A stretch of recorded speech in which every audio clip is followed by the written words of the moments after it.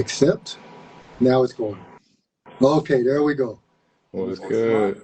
Let me fix my screen. What's good, Devontae? How you doing, man? Nice to meet you. Doing good. Nice to meet you too. Can you hear me I hear good? you fine.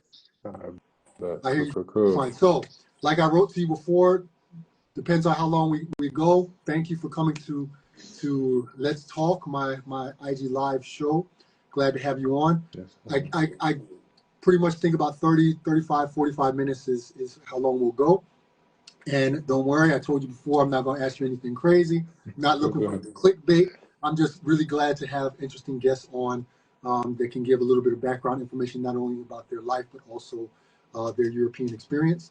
And we're going to jump right in. You ready to go? Let's do it. All right, let's do it. So first of all, I have my guests introduce themselves so I don't stumble over any words. So would you please introduce yourself and let the viewers know where you're playing at right now? Sir, so I'm Devontae Cacok. I'm currently playing with Virtus Bologna. This is actually my first season with them. I'm currently injured, as you know, getting back from an injury, but I'm in good spirits. Good. Okay.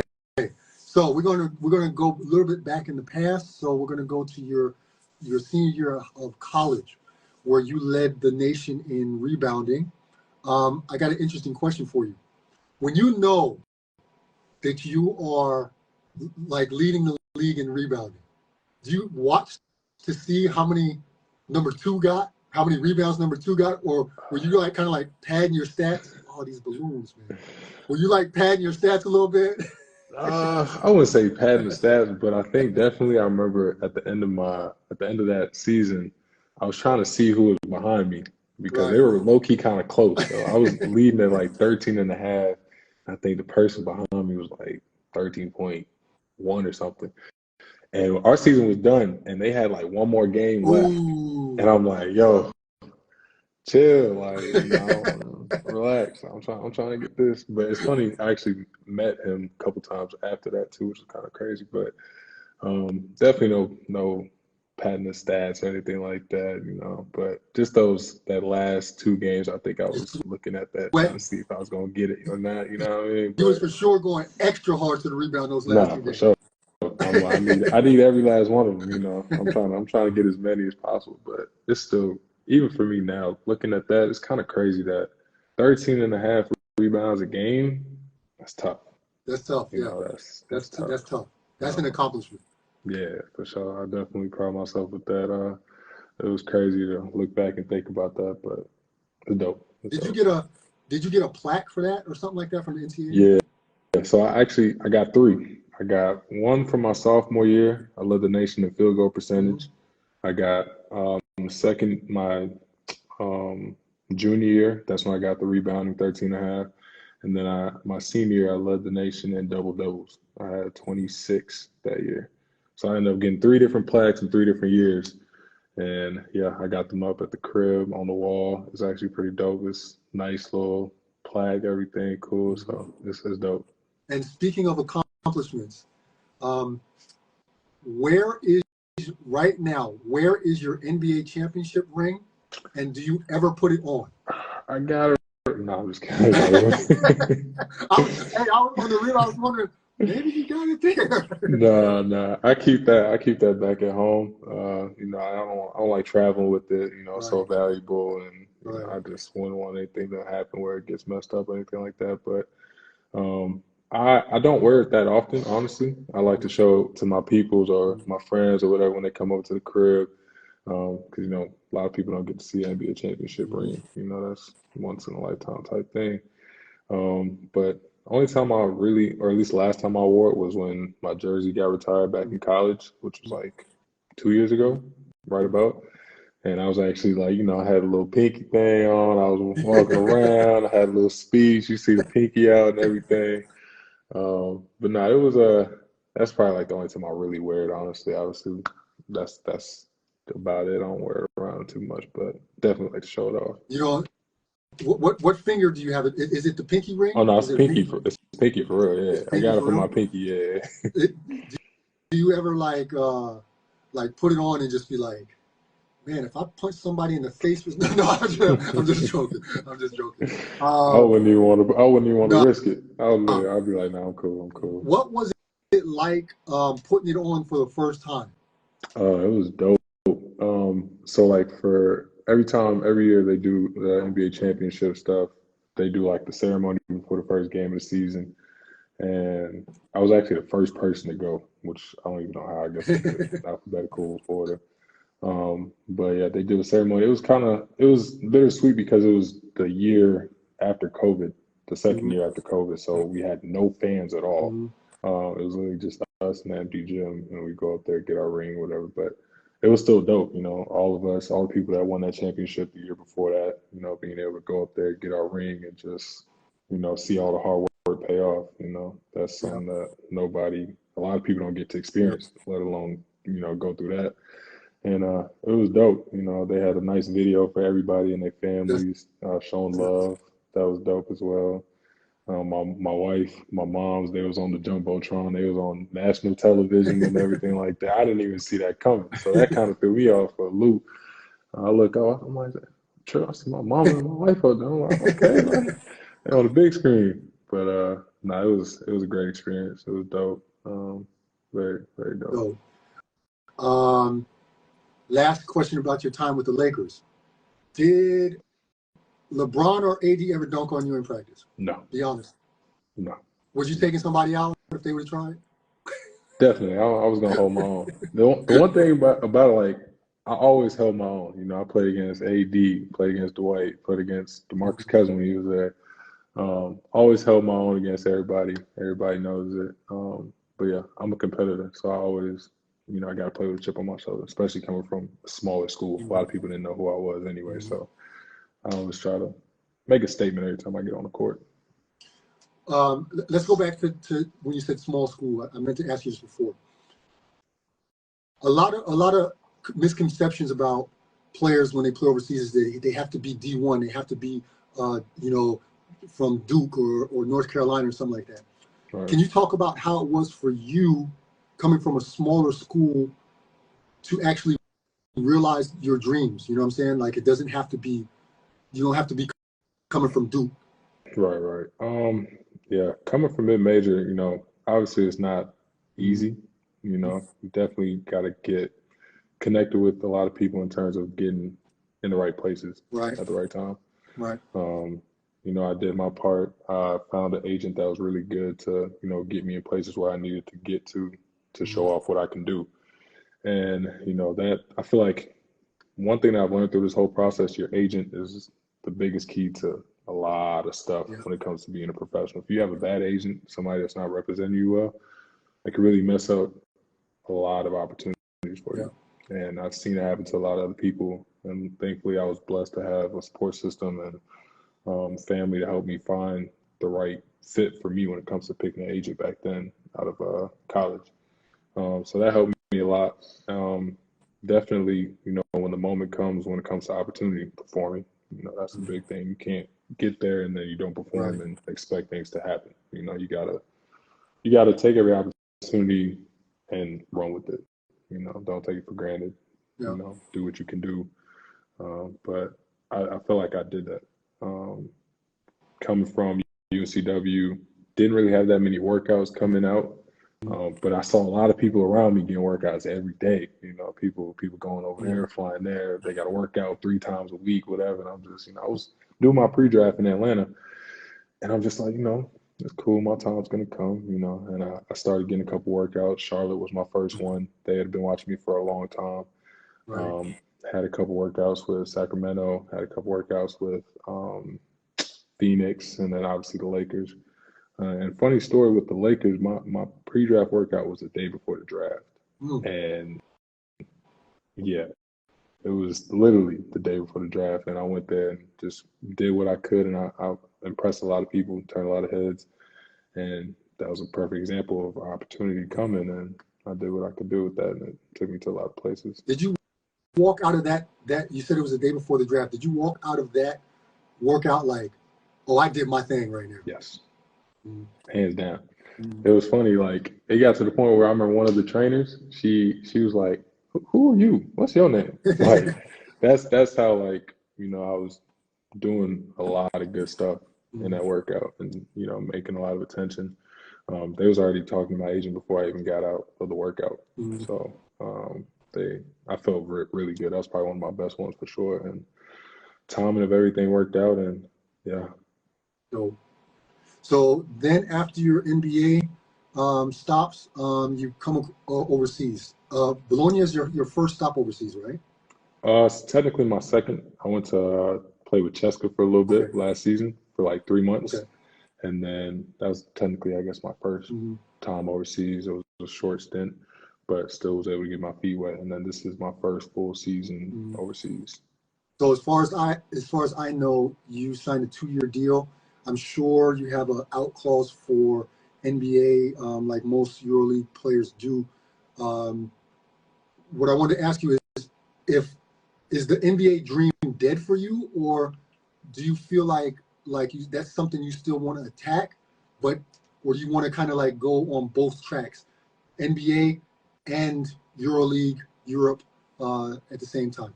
I would say more both, and more just kind of wherever my road takes me. I'm not trying to force it. I'm not trying to be like, oh, I need to get back to the NBA. I need to go give everything in that, whatever. Like, I've been in there. It's a lot of stuff. Some people make it, some people don't. And realistically, it's a very small list, and there's people coming in every single year.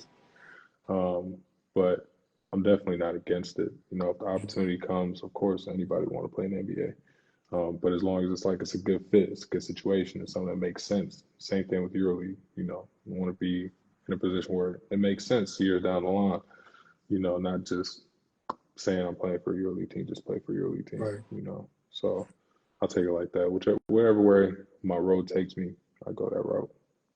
Italy is known for their good food. What's the first Italian dish you had in Italy? Pasta. Bologna is known for its bolognese. So that was actually my first dish, which was actually kind of wild. But yeah, it was good. I feel you can find pasta anywhere. Of course.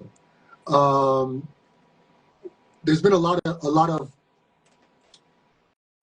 wave making by Gilbert Arenas, for example, in his podcast, where there's a lot of talk about Europe basketball compared to NBA basketball.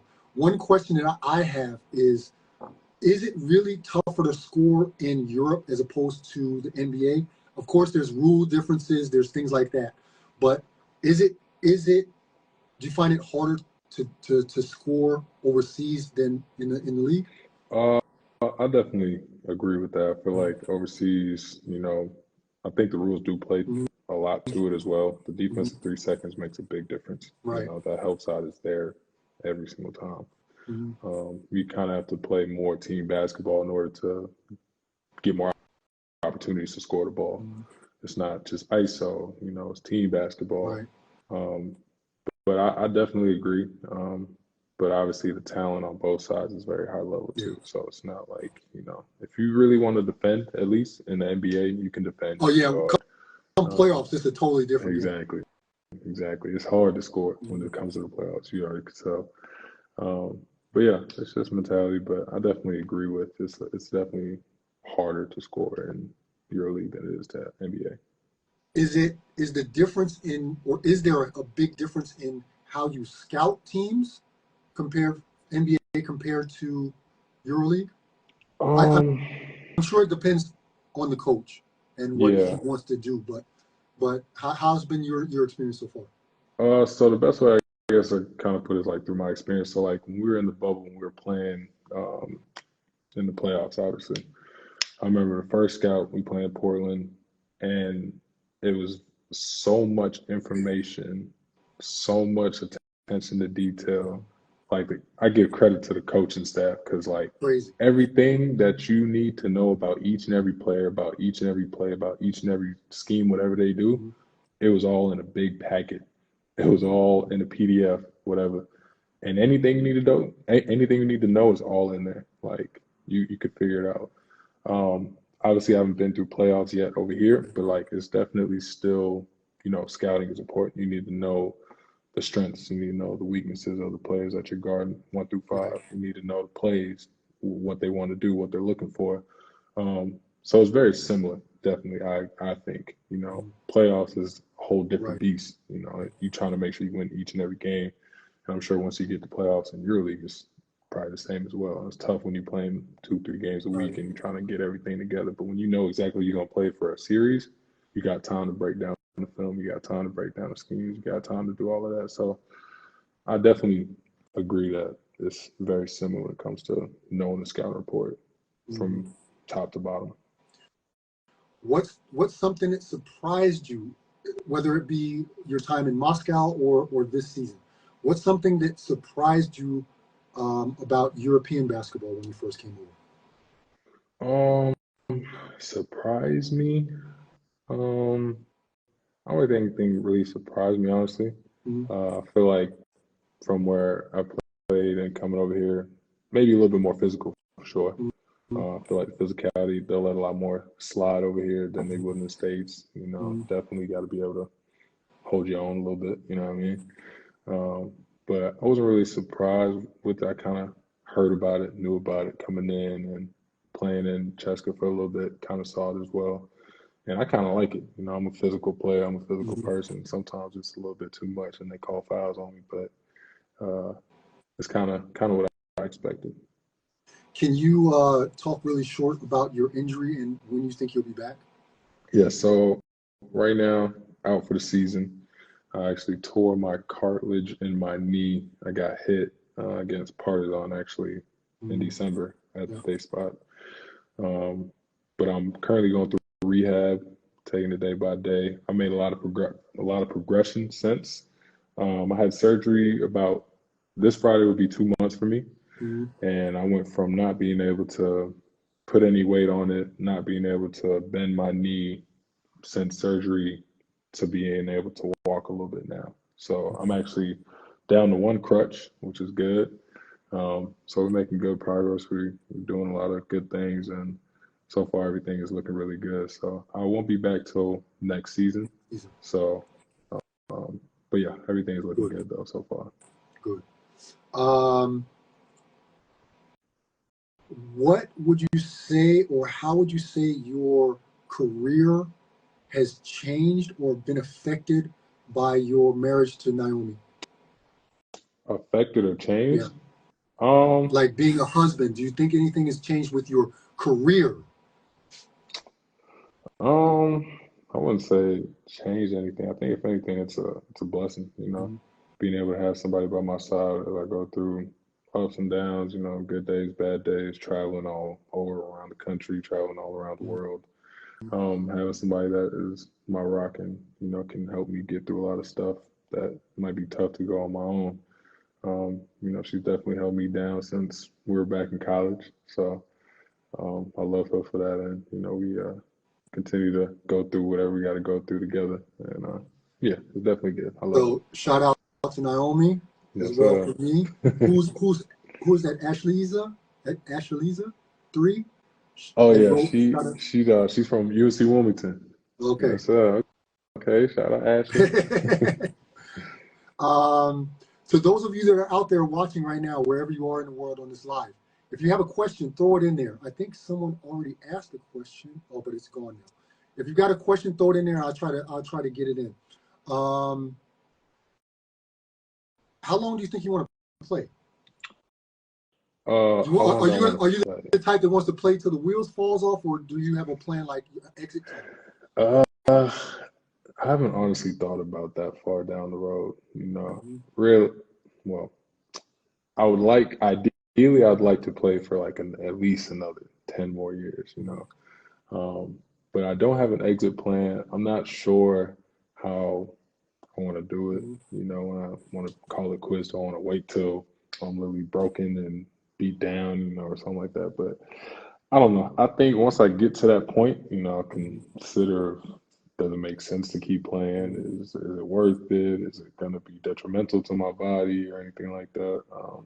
But, I love the game. So if it's something that, I'm still enjoying it, I think that's what it is. If I'm still enjoying it and I can still play at a high level, I'm going to continue.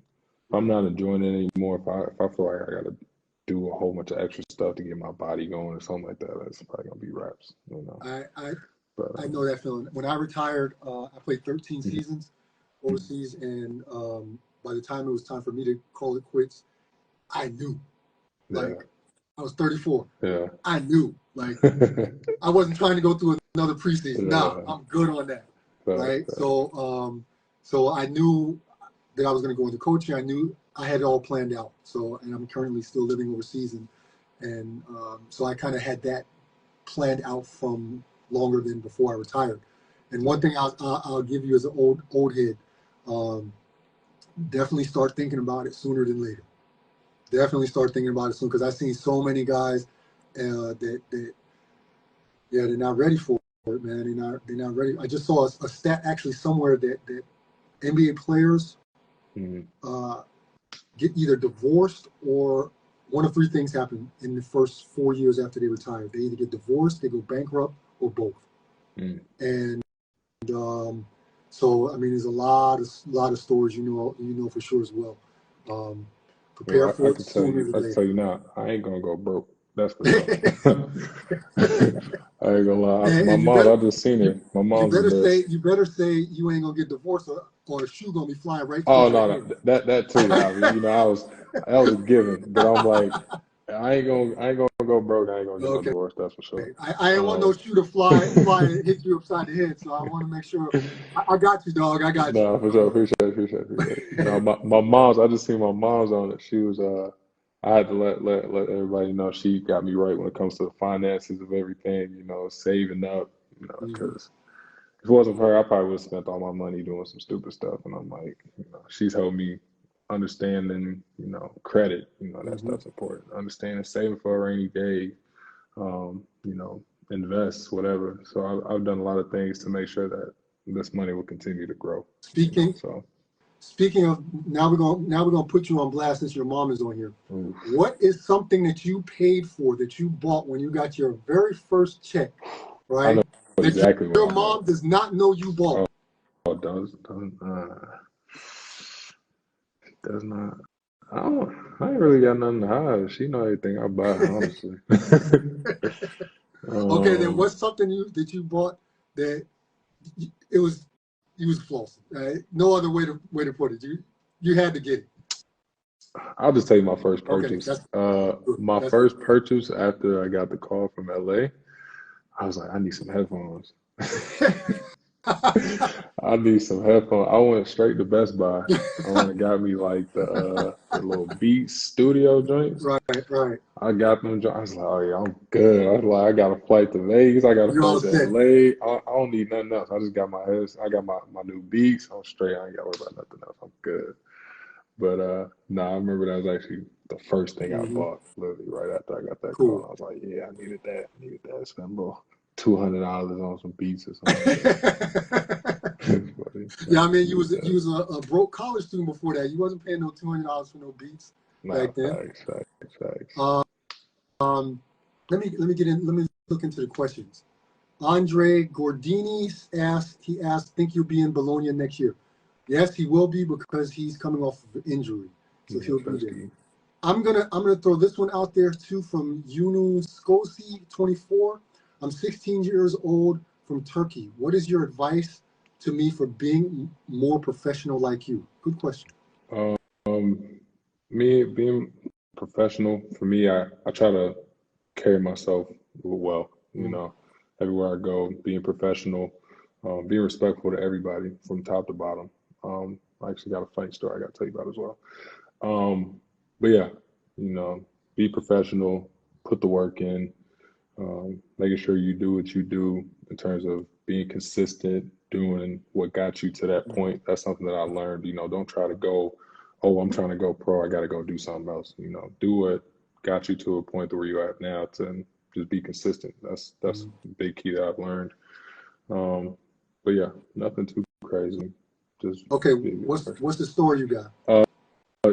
So when I was in LA, I remember, I don't know if you've seen inside the Lakers facility, they got the trophies and stuff Mm. above the courts.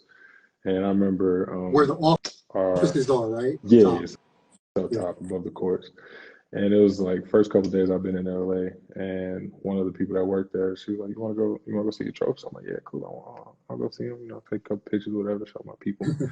Went up there, and we went into somebody's office, and she's like, "Hey, come on in." And she's like, "Oh, hey, hello, how you doing?" I'm like, "Oh, hi, nice to meet you." I'm like, she's like, "You come see the trophies?" I'm like, "Yeah, I'm here to see the trophies. You know, take some pictures real quick. You know, I got to flex a little bit. Nobody gonna see it. You know, I got to show everybody."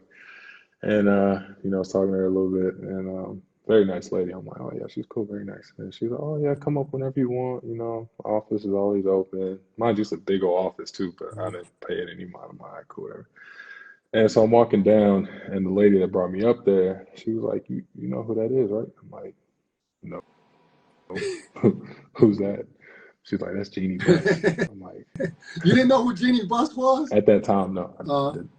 She was like, Jeannie. I'm like, "Okay, who's that?"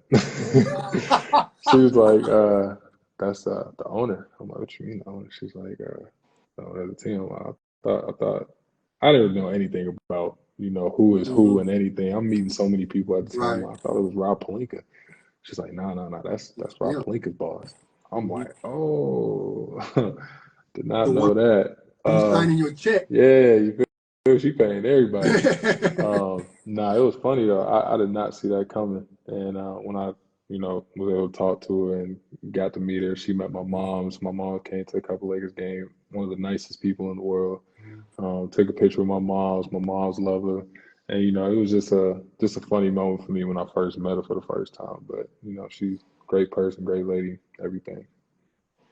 Is there anything that you had to adjust your game to when you came to Europe? When I got to Europe, I think just getting used to the rules, Hmm. you know. It was different because I wasn't really used to the defense of 3 seconds and, you know, outside being there all the time, Hmm. whatever. I think I just had to get better at reading the defense for sure. Hmm. Understanding the schemes, the plays that, you know, NBA, a lot of teams run the same plays. Hmm. You know, everybody's running the floppy, everybody got a couple other tricks and different stuff that they do, but everybody is under the same base low key sometimes. Right. Euro basketball, it's a lot of different sets, a lot of different plays, a lot of different everything. And I kind of had to, you know, scout a little bit more, watch a little bit more, kind of Hmm. understand, you know, this is different schemes that you got to be able to keep up with and understand, like, this is what they do differently than it is in the Right. NBA. But yeah, I think just that was about it. Well, I've got another question. Who asked it? Jesse 40 asked, "Do you have a welcome to the NBA moment?" That's a great question. Why didn't I think of Welcome. Welcome to the NBA moment. Um, I think probably playing against AD. I remember the first couple practices we had during the that? preseason. He's playing great defense. I'm like, oh yeah, this has got to be a stop. You know, this is great defense, body to body. He hit a turnaround fade. I'm like, oh yeah, that's he gonna miss that. He gonna miss. That's joint's cash. And then the thing is, he came back the next play and did it again. And I'm like, I'm playing great defense as Hmm. well too. But uh, it's Anthony Davis. You know, he's one of the best bigs in the league. So I was like, you know, I did as much as I could. You know, but I would say that's kind of my welcome to the NBA moment. What's when you're healthy? What's a typical day for you as a professional athlete overseas? Game day practice. Mhm. Give me something specific. Let's go with during the week. What does your week kind of look like? Because you have multiple games during the week, so just a normal day when you have practice, no game. So practice. All right. So usually we have practice like 11 a.m. I try to get to the gym at least an hour 30, hour 15 before. I'll either do a workout before I get to practice or do my weights before. Whichever one I don't do, I usually do it after Hmm. practice. So I obviously go there, get a good workout in, get warm, do my stretches, whatever. Then we go into practice. Practice about an hour 30, 2 hours max, depending on the day. And then I'll after that stay after do my weights, and then after that really just chill. Hmm. You know, A lot enjoy of time with my downtime. family. Yeah. Enjoy time with my family. It gets kind of hectic when you got a lot of games during the week, two, three Right. games a week, especially when they're on the road. You're traveling the day Hmm. before. So I just try to enjoy my time with my people when I Hmm. can, and you know, get on the game, Call of Duty, nothing crazy, watch some film, but very chill. I got a question that just popped in my head. Compare NBA practices to European practices, because I have one thing where I think, damn, them dudes in the NBA, they don't practice very hard. I'm sorry, I'm old. Okay, I'm an old head. I could not imagine practicing in sweats. Nah, facts. So I'm like, are they not practicing hard, or I mean, come on, like, I will say, because of the way both sides is done overseas, you getting in shape, you practicing hard, you doing all of that. NBA, you're getting in shape either on your own mhm, or through the game mhm, sometimes. It's so many games. You play 82 games a season. Like I've noticed, like, people might be a little bit out of shape at the beginning or whatever, but mhm, the games is kind of the conditioning to get you there. mhm, Um, but I will say you practice a lot more over here mhm, than you do in NBA. That's a mhm. fact. But it's just because you're playing so many So more many games over games. there, Yeah, yeah, but than you you guys are are here. also playing. I mean, if you're in EuroLeague, you're playing upwards to, it could be 80 to 85, Facts, 89, 90 games. facts. But I guess because with overseas, you playing a lot more um, stretched out. It's not like Right, so many games a right. That's week. true. Max you're gonna play is 2, 3 games a Right, week, max. right, You rarely gonna play three a week. That's a full week if right. you do. NBA, they might play 3, 4 on average, a week. So it just kind of depends, but it goes a lot longer. The season is a lot longer Mhm, overseas than it is in NBA. They play the same amount of games, but instead of playing the Italian or the domestic games and the EuroLeague games, mhm. it makes it a lot longer, Yeah, obviously. yeah, for sure.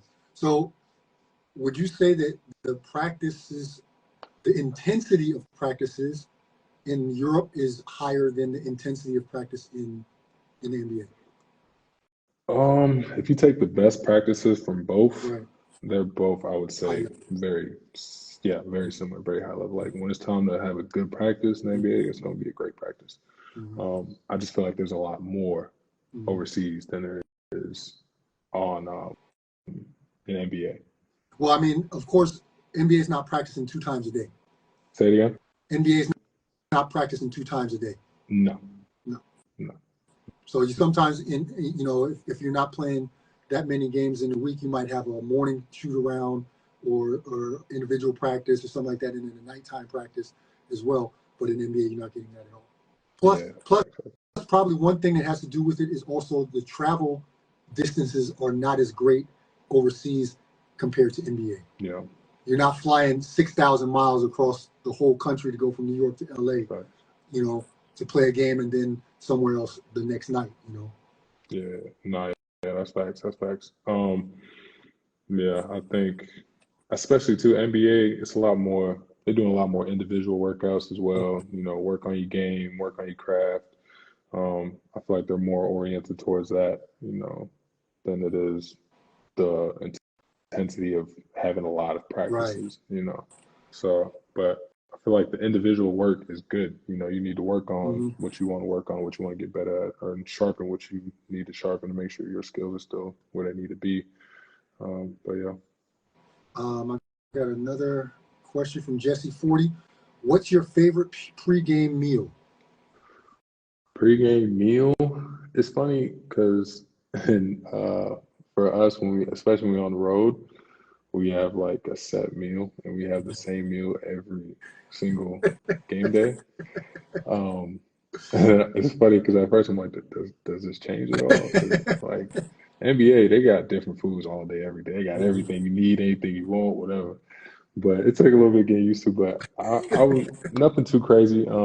Definitely have some chicken. I like to have a salad, a lot of protein. But I don't like to eat too heavy either. Mhm. I like to make sure I'm, a little light on my feet, but nothing too crazy. Okay. Um, I have one more question, but now I forgot what it was because that one came up. What was it? This is what happens when you get old. Sammy Sosa, what up? Now I don't remember what it was. Oh, no, I remember. What are your all-time favorite basketball shoes? All-time favorite favorite that you could basketball wear every day for hoops. I'm gonna say Kobe's for sure. That's a given. I would like from LA. I got so many shoes from them. Kobe's that's for sure. I'm gonna go ahead and mark that off. That's a given. Outside of that, I will say when I was in college, we were Adidas, and I was wearing Dames all day, every day. Mm-hmm. Like those are probably one of the most comfortable shoes. I was wearing those all the way up through my rookie year, going into my second year. I was wearing them faithfully. Like those were probably the best shoes I felt like for my feet and everything that I could hoop in those every day. I could probably give me some Dame twos today. I'll hoop in them right now. Got you. I got one more question for you, and I'm going to take a viewer question. What was the toughest atmosphere or fans you have played against so far? I'm assuming in Europe. Partizan. Or it could be Partizan for sure. And of course, that was a game I got hurt too. But we won that game, so they was salty. Like they was ready to fight. It was crazy. Those fans they different. I give them that. Oh no, now I remember what question I had. The intensity for EuroLeague games. I'm a huge EuroLeague guy. They say every game matters because it really does. Do you think that if the new expansion to Dubai or another place maybe, do you think that might water down the intensity, or do you think that it'll still be a highly contested league as it is now? Can I ask why you think it possibly would be watered down with Dubai? I mean, if that's just one team, but I would assume that if they really do decide to open things up, that more teams would come, more teams would be added, not just from Dubai, but maybe they would open up a little bit more, like London and stuff like that. Right. Or and then I've also heard about them thinking about doing something with the Euro Cup and stuff like that. So I personally like it how it is. But I see maybe not the need for expansion, but the want maybe for expansion. Yeah. But I love it how it is now because really every game matters. Yeah, I feel like I get what you're saying in terms of more teams, more games, less intensity when it comes to every game being important. I feel like it'd probably be a mixture of both. It would somewhat become similar to the NBA when it comes to playing. All right, let's say if they only play EuroLeague games in a league of their own, I could kind of see it becoming a point where it's like that too. It's tough. I feel like with expansion, they'll still get a lot of good players. Yeah, for sure. Offer a lot more jobs. Yeah. I think it's tough. It's tough. I mean, until it really happens, you never know. Yeah. You can speculate all you want, but until it happens, you never really know. But I kind of hope that it doesn't become like the mini NBA where it's so many games that the regular season doesn't count anymore. Right now, every game really counts, and I'm sitting upstairs flipping through the channels because I want to see every game. And like when I watch NBA games right now, it's pretty boring and it's a different kind of vibe, because not every game matters right now in the NBA. I will say sorry, my bad. I will say when they say like every game matters, like I'll look at the standings. How close it's crazy. It is. It's crazy. Yeah. Like literally 1 or 2 games could drop you 3-4 spots. Yeah. 1 or 2 games can bring you up 3-4 spots. Like it's crazy. I remember I think towards the beginning of the season, Monaco was at the bottom third seed. Yeah, they started off bad. Yeah, they started off slow, but like they locked in. I think they went on a stretch. They won like 9 out of 10 games or something like that. Like that just shows you got to lock in if you're trying to really make a run. But you got 3 teams tied with the same record. You know? all throughout the standings. And then now with the playing game too, makes it even more interesting. Okay, last question, total last question. No, I'm sorry, 2 questions left. March Madness, who you got winning it? Man, honestly, I ain't gonna lie. I haven't watched any college basketball except for my team. I haven't. I don't know who. All I know is, I watch my team. I watch my school, and I show support with them. And other than that, I have no idea. I couldn't even tell you who the top 5 teams is in college. You think you guys are going to do a bracket? I mean, I always do brackets with my friends, even though I don't know shit. Yeah. I might do it for fun, see how bad it ends up, because my brackets is always a bust every year. It was funny, but March Madness is a time. It is a time. But, I have no idea. Okay. Yeah, man, that's it. I have one last question that I ask every guest that comes on, and that would be, who would you like to see on an edition of Let's Talk? Who throw a name out there, and you're going to contact them and say, hey, this guy might hit you up to be on his IG Live. It could be anywhere, anybody, past, present, future player. It don't matter. Oh, you cannot. You cannot. I was told you cannot. You cannot say it cannot be anyone from the Smith family, from Jalen, Monica, or Donovan. So I've already had 2 of those 3 on my show before. Donovan wasn't able to speak when I had him on before, so I have to wait a couple of years to have him on. But none of the Smith family. You can't shout out none of the Smith family. I'm gonna hit up my guy Abi Abbas. Okay. He's one of my teammates on this team. Okay. I think he could definitely. Then please do me a favor and hit him up, and I will hit him up as well, and we'll see if we can get him on at some point. All right. For sure. Sounds good. Well, I appreciate you having me, my guy. Hey, for real, man. It's weird for me because I reach out to people. I don't know if they're going to reply. A lot of people don't reply or whatever, and I'm always thrilled when somebody does say yes, because it's not like I'm Stephen A. Smith or something like that, So I appreciate you taking the time out of your evening and from your family, and I wish you all the best in your recovery, man. Thank you. Love to see you back on that court, and just trust down to 1, down to 1. Just trust that when you play your first comeback game, I'm gonna hit you up and be like, yo, get it. No, for sure. I will say with this whole process, it sucks. It could be down and out about it, but it's brought a lot of positivity in terms of, accepting things, and it could be worse, But blessed that I still have a job, I don't have to worry about anything. I could just focus on getting healthy, getting better, and, being with the organization like Virtus, everything's going to be all right. So we're good. It will, man. I'm confident in that, and I appreciate you for coming on, man. No doubt. Yes, sir. Appreciate you having me, man. Evening. Thank you. And to all of you out there that have been watching, whether you're here for 1 minute or the whole 43 minutes we've been on, I appreciate you for logging on, and I hope you tune in for the next time that we have Let's Talk. I've got a player from FC Barcelona on. I'm not going to tell you who that is, but definitely someone from FC Barcelona, and I'll be really happy for that one as well. So everyone out there, thank you. Old head out. Thanks, Devontae. Appreciate it.